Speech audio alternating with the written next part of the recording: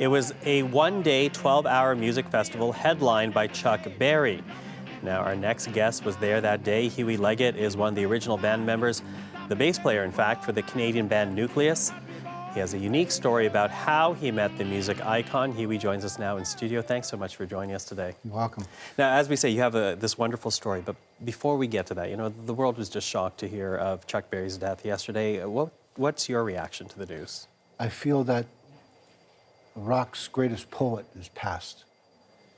His lyrics inspired everyone, every band I can think of. And his rock and guitar, he simplified it and bridged from country to rock and roll, and a whole new sound came.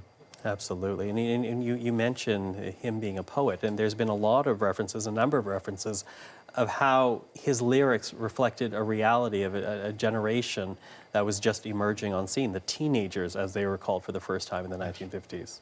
Yeah, and like an example is from the song, his 30 Days, you can hear where the Stones got the title of the song. If I can't get no satisfaction from the judge, I'm going to take it as a personal grudge. So you can hear where they got the title for their song, I Can't Get No Satisfaction. I mean, his lyrics were everything.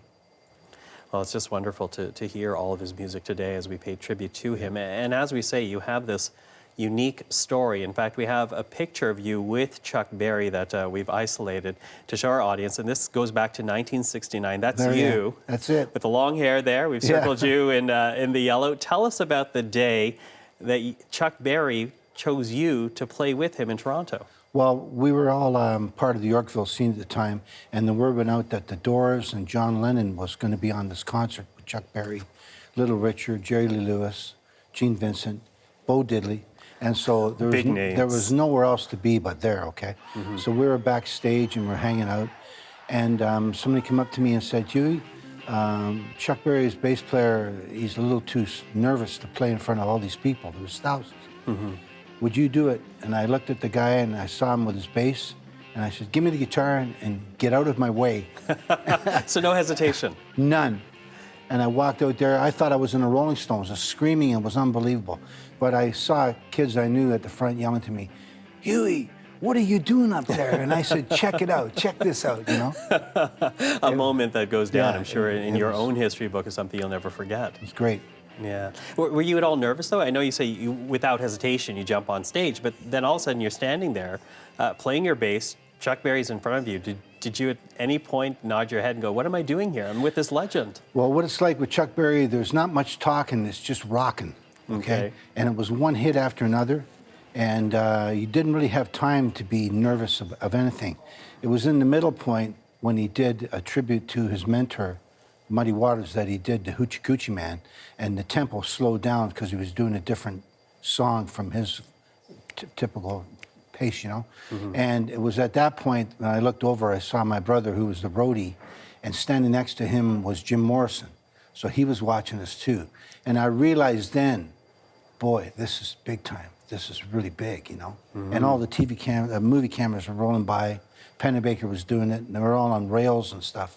So it was like huge. It was like being in a movie. Yeah. It actually was, like, you know? Well, you essentially ad-libbed it then, right? Because here he is playing up there, and you're responding musically to what he's playing on stage. Was that at all challenging, or was it just a fun experience for you? I was lucky because my first record I ever bought at Honest Ed's when I was a kid was called Berry on Top, and it was a collection of all his greatest hits. So I listened to that before I listened to the Beatles or the Rolling Stones or anything. So I knew those songs inside out. And so all it was just what key are you in? And Chuck Berry, he didn't tell you what key he was in. He had really big hands, so his hand could cover the neck, and you couldn't tell if you're in B flat or if you're in C, you know? Yeah. You just had to you had to feel it. Yeah. It was one of those things, you know? Feel it and be in the moment. And yeah, you had to be there.